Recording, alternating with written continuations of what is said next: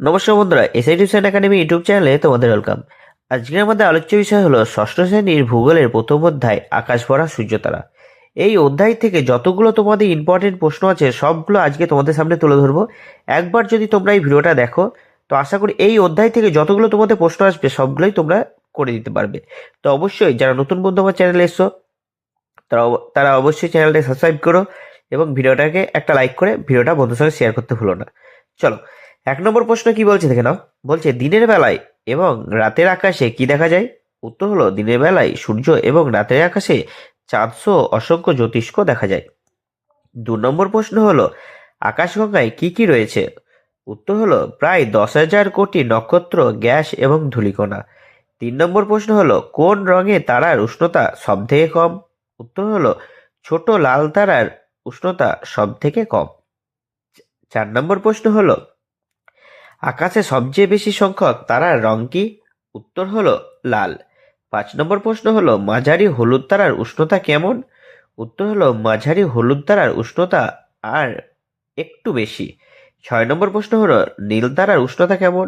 উত্তর হলো নীল তারার উষ্ণতা প্রচন্ড বেশি। ভিডিওটা একটু বড় হতে পারে, কিন্তু এখানে যতগুলো প্রশ্ন তোমাদের সামনে আজ তুলে ধরবো প্রত্যেকটা প্রশ্নই খুবই গুরুত্বপূর্ণ, তাই ভিডিওটা মনোযোগ সহকারে দেখবে এবং খাতা পেন নিয়ে বসে পড়ো। প্রত্যেকটা প্রশ্নকে তোমরা নোট করে প্র্যাকটিস করে নেবে।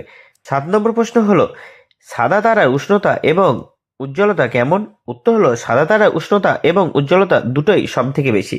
8 নম্বর প্রশ্ন হলো খালি চোখে আমরা কোন ধরনের তারাগুলোকে দেখতে পাই? উত্তর হলো লাল, নীল, সাদা এবং হলুদ তারাগুলো। 9 নম্বর প্রশ্ন হলো তারারা কত দূরে অবস্থান করে? উত্তর হলো তারারা কোটি কোটি কিলোমিটার দূরে অবস্থান করে। 10 নম্বর প্রশ্ন হলো সূর্যের পর আমাদের সবচেয়ে কাছের তারার নাম কি? উত্তর হলো প্রক্সিমা সেন্টিউরি। তারপরে দেখে নাও 11 নম্বর প্রশ্ন হলো প্রক্সিমা সেন্টিউরির দূরত্ব কত? উত্তর হলো প্রায় 41 লক্ষ কোটি কিলোমিটার। 12 নম্বর প্রশ্ন হলো সূর্য আমাদের পৃথিবীর থেকে কত দূরে অবস্থান করছে? উত্তর হলো 15 কোটি কিলোমিটার। 13 নম্বর প্রশ্ন হলো সূর্য থেকে পৃথিবীতে আলো আসতে বা আলো পৌঁছাতে কত সময় লাগে? উত্তর হলো 8 মিনিট 20 সেকেন্ড। 14 নম্বর প্রশ্ন হলো বায়ুশূন্য অবস্থায় আলোর গতিবেগ কত? উত্তর হলো প্রতি সেকেন্ডে প্রায় 3 লক্ষ কিলোমিটার। 15 নম্বর প্রশ্ন হলো এক আলোকবর্ষ বলতে কি বোঝায়? উত্তর হলো এক বছরে আলো যতটা দূরত্ব পার হয় তাকে এক এক আলোকবর্ষ বলা হয়। 16 নম্বর প্রশ্ন হলো আলোকবর্ষ কি মাপার একক? উত্তর হলো নক্ষত্র এবং ছায়াপথের দূরত্ব মাপার একক। 17 নম্বর প্রশ্ন হলো প্রক্সিমা সেন্টিউরির দূরত্ব কত আলোকবর্ষ? উত্তর হলো 4.2 আলোকবর্ষ। 18 নম্বর প্রশ্ন হলো মহাবিশ্বে নক্ষত্রদের দূরত্ব কিভাবে মাপা হয়? উত্তর হলো আলোকবর্ষের সাহায্যে। 19 নম্বর প্রশ্ন হলো নক্ষত্রমণ্ডল কাকে বলে? উত্তরে কি বলছে দেখে নাও।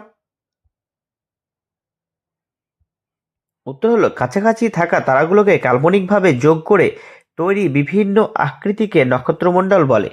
20 নম্বর প্রশ্ন হলো উত্তর আকাশে 7টি উজ্জ্বল তারাকে একত্রে কি বলা হয়? উত্তর হলো সপ্তর্ষি মণ্ডল বলা হয়। 21 নম্বর প্রশ্নে কি বলছে দেখে নাও। 21 নম্বর প্রশ্ন হলো কোন নক্ষত্রমণ্ডল ইংরেজি এম অক্ষরের মতো? উত্তর হলো ক্যাসিওপিয়া। 22 নম্বর প্রশ্ন হলো ক্রুশ চিহ্নের মতো কোন নক্ষত্রমণ্ডল? উত্তর হলো বকমণ্ডল। 23 নম্বর প্রশ্ন হলো কালপুরুষ নক্ষত্রমণ্ডল কি কল্পনা করা হয়েছে? উত্তর হলো পুরা কাহিনীর এক সাহসী শিকারী রূপে। 24 নম্বর প্রশ্ন হলো খালি চোখে কতগুলো তারা দেখা যায়? উত্তর হলো প্রায় 6,000 মতো তারা দেখা যায়। 25 নম্বর প্রশ্ন হলো উত্তর আকাশে উজ্জ্বল কোন তারাকে দেখা যায়? উত্তর হলো ধ্রুব তারাকে। 26 নম্বর প্রশ্ন হলো ধ্রুব তারার কি কাজ ছিল? উত্তর হলো নাবিক ও অভিযাত্রীরা রাত্রিবেলায় উত্তর দিক ঠিক করতে ব্যবহার করত। 27 নম্বর প্রশ্ন হলো শীতকালে কোন নক্ষত্রমণ্ডল সহজে দেখা যায়? উত্তর হলো কালপুরুষ। 28 নম্বর প্রশ্ন হলো কৃত্তিকা কোন সময়ে দেখা যায়? উত্তর হলো শীতকালে পরিষ্কার রাতে। 29 নম্বর প্রশ্ন হলো নক্ষত্রমণ্ডল সাধারণত কোথায় দেখা যায়? উত্তর হলো খোলা আকাশে। 30 নম্বর প্রশ্ন হলো নক্ষত্রমণ্ডলের মধ্যে কোনটি সাহসী শিকারীর প্রতীক? উত্তর হলো কালপুরুষ। 31 নম্বর প্রশ্নে কি বলছে দেখে নাও। কোন নক্ষত্রমণ্ডল ক্রুশ চিহ্নের মতো দেখতে? উত্তর হলো বকমণ্ডল। এই 32 নম্বর প্রশ্ন হলো ধ্রুবতারাকে দেখে নাবিকরা কি করত? উত্তর হলো উত্তর দিক ঠিক করতো। 33 নম্বর প্রশ্ন হলো আকাশ দেখার জন্য কি প্রয়োজন? উত্তর হলো কাঁচ লাগানো বিশাল চোঙ বা দূরবীন বা টেলিস্কোপের প্রয়োজন। 34 নম্বর প্রশ্ন হলো টেলিস্কোপের জন্য তৈরি গোলাকার গম্বুজকে কি বলে? উত্তর হলো মানমন্দির বলে। 35 নম্বর প্রশ্ন হলো শক্তিশালী টেলিস্কোপ দিয়ে কত দূরের তারা দেখা যায়? উত্তর হলো 200 কোটি আলোকবর্ষ দূরের তারাও দেখা যায়। 36 নম্বর প্রশ্ন হলো সূর্য কবে তৈরি হয়েছিল? উত্তর হলো প্রায় 460 কোটি বছর আগে। 37 নম্বর প্রশ্ন হলো বৃহস্পতির মধ্যে কতগুলো পৃথিবী ঢুকে যেতে পারে? উত্তর হলো 1300 পৃথিবী ঢুকে যেতে পারে। 38 নম্বর প্রশ্নে কি বলছে দেখে নাও। সূর্যের বাইরের দিকের উষ্ণতা কত? উত্তর হলো 6000 ডিগ্রি সেন্টিগ্রেড। প্রত্যেকটা প্রশ্নই খুবই গুরুত্বপূর্ণ, তাই মনোযোগ সহকারে পুরো ভিডিওটা তোমরা দেখবে এবং ভিডিওটা তোমাদের বন্ধুর সঙ্গে শেয়ার করতে ভুলো না। যারা নতুন বন্ধু আমার চ্যানেলে এসছো তারা অবশ্যই চ্যানেলটাকে সাবস্ক্রাইব করে যেও। 39 নম্বর প্রশ্ন হলো সূর্যের ভিতরের দিকে উষ্ণতা কত?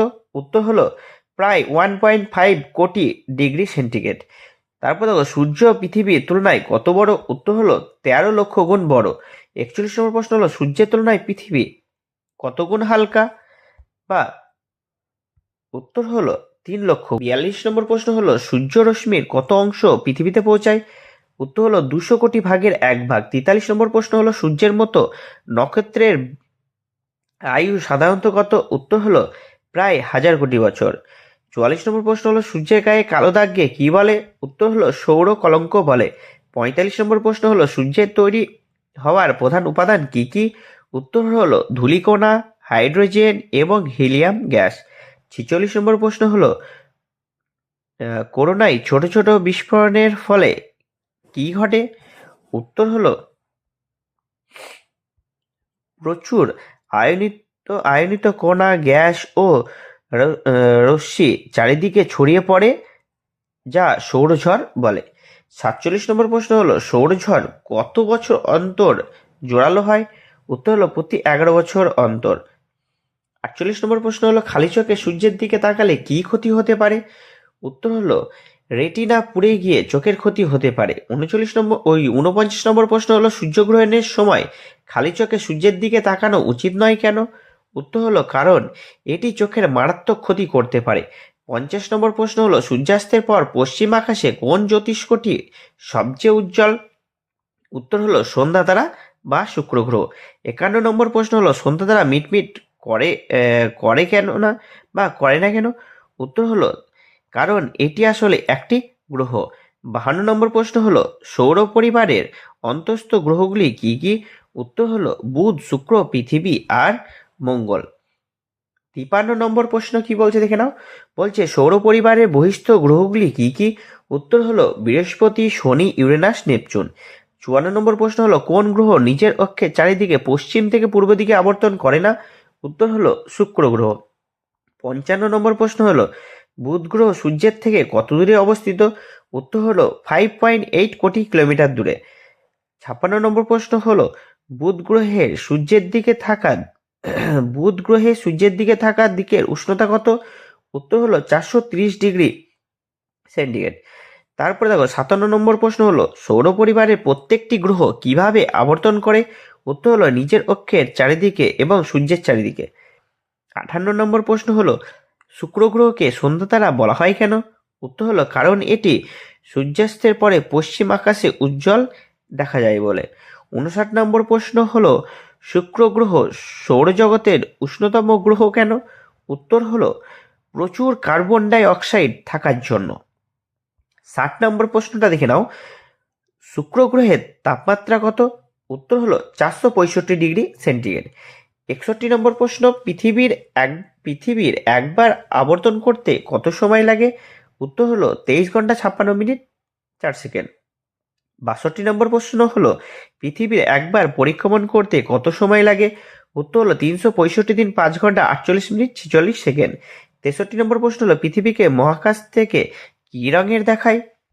উত্তর হলো নীল রঙের। 64 নম্বর প্রশ্ন মঙ্গল গ্রহকে লাল গ্রহ বলা হয় কেন? উত্তর হলো মাটিতে প্রচুর ফেরাস অক্সাইড থাকার জন্য। 65 নম্বর প্রশ্ন হলো মঙ্গল গ্রহে প্রাণীর অস্তিত্ব নিয়ে গবেষণা চলছে কেন? উত্তর হলো কারণ মঙ্গলের তাপমাত্রা অনেকটা পৃথিবীর মতো এবং একসময় এখানে জল ছিল। 66 নম্বর প্রশ্ন হলো বৃহস্পতি গ্রহের দুটি প্রধান বৈশিষ্ট্য কি কি? উত্তর হলো বৃহস্পতি সবচেয়ে বড় গ্রহ এবং এর মধ্যাকর্ষণ সব থেকে বেশি। 66 নম্বর প্রশ্ন কি বলছে দেখে নাও। 67 নম্বর প্রশ্ন হলো শনি গ্রহের উজ্জ্বল বলয় কি দিয়ে তৈরি? উত্তর হলো ধূলিকণা, বরফ এবং পাথরের টুকরো দিয়ে তৈরি।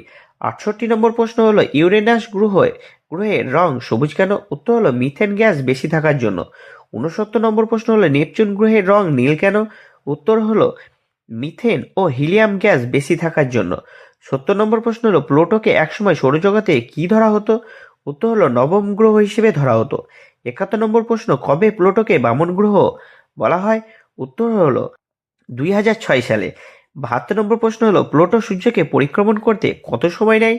উত্তর হলো 248 বছর। 73 নম্বর প্রশ্নে কি বলছে দেখে নাও। 73 নম্বর প্রশ্ন বলছে পৃথিবী একমাত্র উপগ্রহের নাম কি? উত্তর হলো চাঁদ। 74 নম্বর প্রশ্ন পৃথিবী থেকে উত্তর হলো 3,84,000 কিলোমিটার। 75 নম্বর প্রশ্ন চাঁদের আকার পৃথিবীর তুলনায় কতটা কম? উত্তর হলো পৃথিবীর আয়তনে 1/4 ভাগ। 76 নম্বর প্রশ্ন হলো গ্রহাণুপুঞ্জ কি? উত্তর হলো গ্রহের মতো ছোট ছোট জ্যোতিষ্ক যা সূর্যের চারিদিকে পাক খায়, এদের গ্রহাণুপুঞ্জ বলে। 77 নম্বর প্রশ্ন হলো গ্রহাণুপুঞ্জ কোথায় বেশি দেখা যায়? উত্তর হলো মঙ্গল ও বৃহস্পতি গ্রহের মাঝখানে। 78 নম্বর প্রশ্ন হলো গ্রহাণুপুঞ্জের সংখ্যা কত? উত্তর হলো প্রায় 40,000। 79 নম্বর প্রশ্ন কি বলছি দেখে নাও। 79 নম্বর প্রশ্ন হলো সৌরজগতে বৃহত্তম গ্রহাণুর নাম কি? উত্তর হলো সেরেস। 80 নম্বর প্রশ্ন হলো ধূমকেতু কাকে বলে? উত্তর হলো ঝাঁটার মতো লেজ বিশিষ্ট উজ্জ্বল জ্যোতিষ্ককে ধূমকেতু বলে। 81 নম্বর প্রশ্ন হলো ধূমকেতুর লেজ কিভাবে তৈরি হয়? উত্তর হলো সূর্যের কাছে এলে ধুলো ও গ্যাস জ্বলে লেজের আকৃতি তৈরি হয়।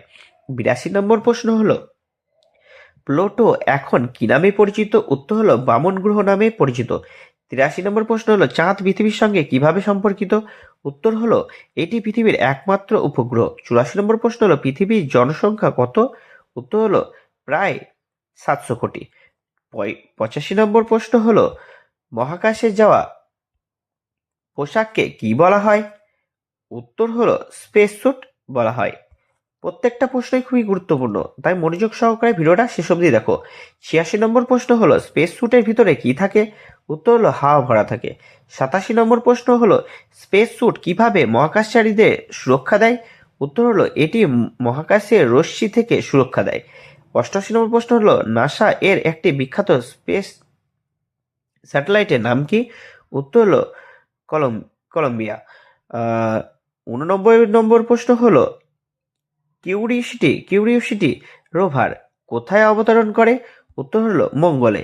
90 নম্বর প্রশ্ন হলো কিউরিওসিটির মুখ্য উদ্দেশ্য কি ছিল? উত্তর হলো মঙ্গলের মাটি, জল, আবহাওয়া এবং প্রাণের অস্তিত্ব নিয়ে গবেষণা করা।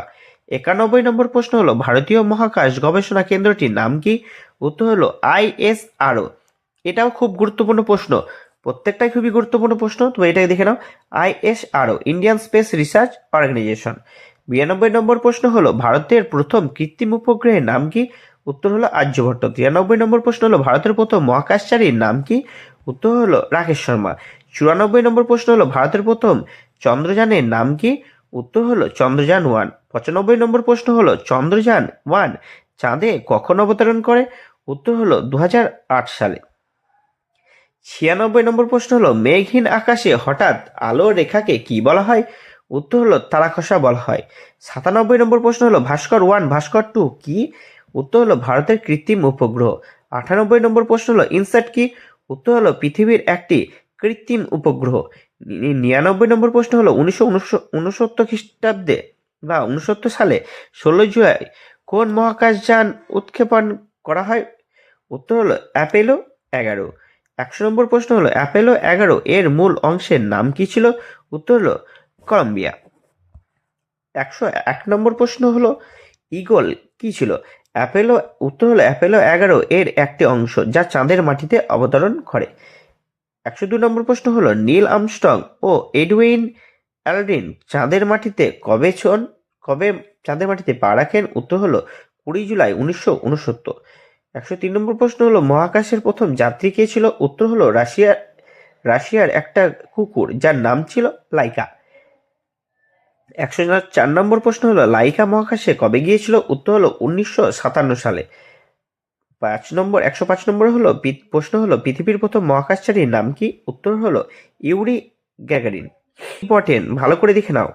106 নম্বর প্রশ্ন হলো পৃথিবীর প্রথম মহিলা মহাকাশচারীর নাম কি? উত্তর হলো ভ্যালেন্তিনা তেরেস্কোভা। 107 নম্বর প্রশ্ন হলো প্রথম ভারতীয় মহিলা মহাকাশচারীর নাম কি? উত্তর হলো কল্পনা চাওলা। 108 নম্বর প্রশ্ন হলো কল্পনা চাওলা কবে মহাশূন্যে পাড়ি দেন? উত্তর হলো 1997 সালে 1 ফেব্রুয়ারি। 109 নম্বর প্রশ্ন হলো জন্মসূত্রে দ্বিতীয় ভারতীয় মহিলা মহাকাশচারী কে? উত্তর হলো সুনিতা উইলিয়ামস। 110 নম্বর প্রশ্ন হলো মহাশূন্যে সবচেয়ে বেশি সময় কাটানো ভারতীয় মহিলাকে? উত্তর হলো সুনিতা উইলিয়ামস। 111 নম্বর প্রশ্ন হলো অ্যাপোলো 11 কোথা থেকে উৎক্ষেপণ করা হয়? উত্তর হলো আমেরিকার কেনেডি স্পেস সেন্টার থেকে। 112 নম্বর প্রশ্ন হলো নীল আর্মস্ট্রং কিভাবে বিখ্যাত? উত্তর হলো তিনি চাঁদে পা রাখা প্রথম মানুষ। 113 নম্বর প্রশ্ন হলো অ্যাপোলো 11 এর কোন অংশ মহাকাশচারীদের বহন করেছিল? উত্তর হলো কলম্বিয়া। এবার দেখে নাও, এবার যে প্রশ্নগুলো তোমাদের সামনে আলোচনা করব এগুলো হলো 2 নম্বরের প্রশ্ন, আর প্রত্যেকটা প্রশ্নই খুবই গুরুত্বপূর্ণ, ভালো করে দেখে নাও। এগুলো তোমাদের পরীক্ষায় আসার জন্য খুবই গুরুত্বপূর্ণ। দেখে নাও, 1 নম্বর প্রশ্ন বলছে মহাবিশ্ব ও ব্রহ্মাণ্ড বলতে কি বোঝো? উত্তরে কি বলছে? বলছে অসীম আকাশ জুড়ে ছড়িয়ে থাকা কোটি কোটি নক্ষত্র, গ্রহ, উপগ্রহ, গ্রহাণুপুঞ্জ, ধূমকেতু, উল্কা, গ্যাস এবং ধূলিকণা নিয়ে যে বিশাল জগৎ গঠিত তাকে মহাবিশ্ব বা ব্রহ্মাণ্ড বলে। 2 নম্বর প্রশ্ন কি বলছে? 2 নম্বর প্রশ্ন হলো জ্যোতিষ্ক বলতে কি বোঝো? উত্তর হলো সূর্য, চাঁদ, বিভিন্ন গ্রহ ও নক্ষত্র সহ মহাকাশে যে সমস্ত আলোকিত বা অনুজ্জ্বল বস্তু দেখা যায় তাদের সকলকে একত্রে জ্যোতিষ্ক বলে। 3 নম্বর প্রশ্ন হলো নীহারিকা বলতে কি বোঝো? উত্তর কি বলছে? মহাকাশে গ্যাস, ধূলিকণা যে বিশাল মেঘ দেখা যায় তাকে নীহারিকা বলে। নীহারিকা থেকেই তারার জন্ম হয়। 4 নম্বর প্রশ্ন হলো জ্যোতির্বিজ্ঞান বলতে কি বোঝায়? উত্তর হলো বিজ্ঞানের যে শাখায় মহাকাশ, নক্ষত্র, গ্রহ, উপগ্রহ এবং মহাবিশ্বে অন্যান্য বিষয় নিয়ে আলোচনা ও গবেষণা করা হয় তাকে জ্যোতির্বিজ্ঞান বলে। 5 নম্বর প্রশ্ন হলো ছায়াপথ কাকে বলে? উত্তর হলো লক্ষ লক্ষ নক্ষত্র, ধূলিকণা ও গ্যাসের বিশাল সমাবেশকে ছায়াপথ বা গ্যালাক্সি বলে। আমরা যে ছায়াপথে থাকি তার নাম আকাশগঙ্গা। 6 নম্বর প্রশ্ন হলো আলোকবর্ষ বলতে কি বোঝায়? উত্তর হলো বায়ুশূন্য অবস্থায় আলো 1 বছরে যতটা দূরত্ব অতিক্রম করে সেই দূরত্বকে 1 আলোকবর্ষ বলে। এটি মহাকাশের বিশাল দূরত্ব মাপার একক। আলোর গতিবেগ সেকেন্ডে প্রায় 3 লক্ষ কিমি। 7 নম্বর প্রশ্ন হলো নক্ষত্রমণ্ডল কাকে বলে? উত্তর হলো মহাকাশের কাছাকাছি থাকা তারাগুলোকে কাল্পনিক রেখা দিয়ে যোগ করলে যদি কোনো বিশেষ আকৃতি দেখা যায়, যেমন শিকারী, ভল্লুক বা প্রশ্নচিহ্ন তৈরি হয়, তবে তাকে নক্ষত্রমণ্ডল বলে, যেমন সপ্তর্ষিমণ্ডল, কালপুরুষ। 8 নম্বর প্রশ্ন হলো তারাগুলো মিটমিট করে কেন? উত্তর হলো তারাদের আলো যখন পৃথিবীর বায়ুমণ্ডলে বিভিন্ন স্তরের মধ্যে দিয়ে আসে তখন বায়ুর ঘনত্বের পরিবর্তনের কারণে আলোর পথে বারবার বারবার বেঁকে যায়। তাই পৃথিবী থেকে দেখলে মনে হয় তারাগুলো কাঁপছে বা মিটমিট করছে। 9 নম্বর প্রশ্ন হলো দিনের বেলা তারা দেখা যায় না কেন? উত্তর হলো তারারা দিনের বেলাতেও আকাশে থাকে, কিন্তু দিনের বেলা সূর্যের আলো এতটাই তীব্র থাকে যে সেই উজ্জ্বল আলোর কারণে ম্লান তারাদের দেখা বা দেখতে পাওয়া যায় না। 10 নম্বর প্রশ্ন কি বলছে দেখে নাও, টেলিস্কোপ কি? উত্তর হলো যে বিশেষ যন্ত্রের সাহায্যে মহাকাশের বহু দূরে জ্যোতিষ্ক বা বস্তুকে স্পষ্টভাবে এবং বড় করে দেখা যায় তাকে টেলিস্কোপ বা দূরবীন বলে। 11 নম্বর প্রশ্ন কি বলছে দেখে নাও, 11 নম্বর প্রশ্ন হলো সৌরঝড় বা সোলার স্টর্ম বলতে কি বোঝায়? উত্তর হলো সূর্যের বাইরের অংশ করোনা থেকে ছোট ছোট বিস্ফোরণের ফলে প্রচুর আয়নিত কণা, গ্যাস, রশ্মি মহাকাশে চারিদিকে ছড়িয়ে পড়ে, তাকে সৌরঝড় বা সোলার স্টর্ম বলে। এটি প্রতি 11 বছর অন্তর জোরালো হয়।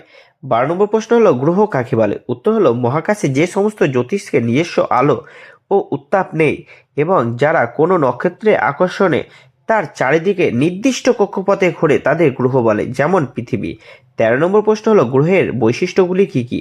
উত্তর হলো 1 গ্রহের নিজস্ব আলো ও উত্তাপ নেই। 2 এরা নক্ষত্রের আলোয় আলোকিত হয়। 3 এরা মিটমিট করে না, স্থির আলো দেয়।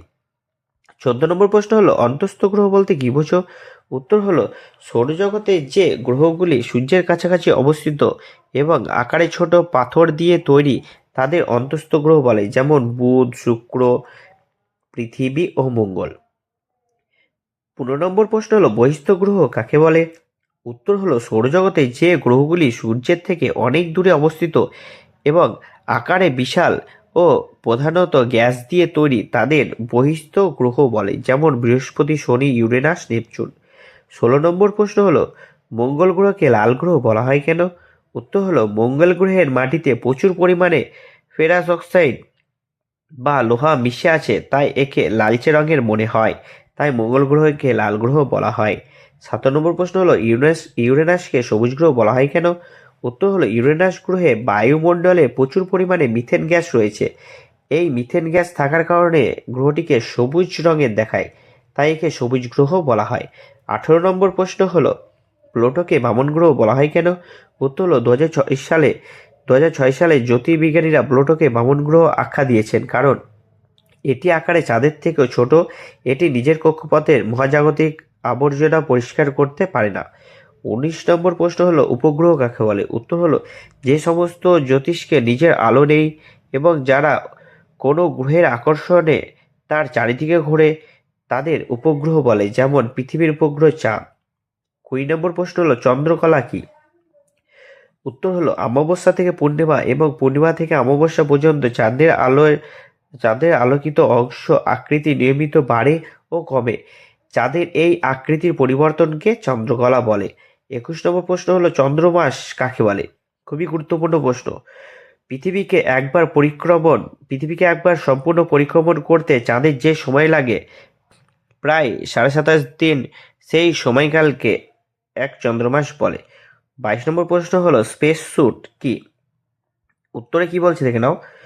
উত্তর হলো মহাকাশচারীরা মহাকাশে যাওয়ার সময় হাওয়া ভরা যে বিশেষ ধরনের পোশাক পরেন তাকে স্পেস স্যুট বলে। এটি মহাকাশের ক্ষতিকর রশ্মি থেকে শরীরকে বাঁচায় এবং শ্বাস প্রশ্বাসের জন্য অক্সিজেন সরবরাহ করে। 23 নম্বর প্রশ্ন হলো গ্রহাণুপুঞ্জ কি? উত্তর হলো মঙ্গল ও বৃহস্পতি গ্রহের কক্ষপথের মাঝখানে অসংখ্য ছোট ছোট পাথরের টুকরো বা জ্যোতিষ্ক সূর্যের চারিদিকে পাক খাচ্ছে, এদের গ্রহাণুপুঞ্জ বলে। শ্রেয়স হলো বৃহত্তম গ্রহাণু। 24 নম্বর প্রশ্ন হলো উল্কা বৃষ্টি কি? উত্তর হলো মহাকাশ থেকে ঝাঁকে ঝাঁকে উল্কা যখন পৃথিবীর বায়ুমণ্ডলে প্রবেশ করে এবং জ্বলে ওঠে তখন মনে হয় আকাশ থেকে আগুনের বৃষ্টি পড়ছে, একেই উল্কা বৃষ্টি বলে। 25 নম্বর প্রশ্ন হলো কুলীন গ্রহ ও ব্রাহ্মণ গ্রহের মধ্যে পার্থক্য কি? উত্তরে কি বলছে দেখে নাও। উত্তর হলো কুলীন গ্রহ যেমন পৃথিবী আকারে বড় হয় এবং নিজের কক্ষপথে জঞ্জাল সরিয়ে পরিষ্কার রাখতে পারে, কিন্তু বামন গ্রহ যেমন প্লুটো আকারে খুব ছোট হয়, নিজের কক্ষপথ পরিষ্কার রাখতে পারে না।